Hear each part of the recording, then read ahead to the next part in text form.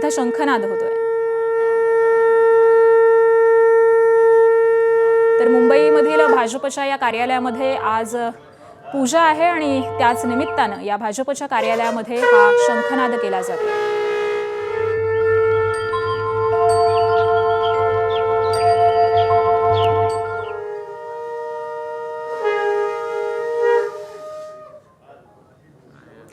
आज भाजपकडून महापौर पदासाठीच्या अधिकृत उमेदवाराची घोषणा केली जाणार आहे आणि तत्पूर्वी भाजपच्या या कार्यालयामध्ये पूजा आहे आणि त्यातच आता शंखनाद देखील केला जातोय।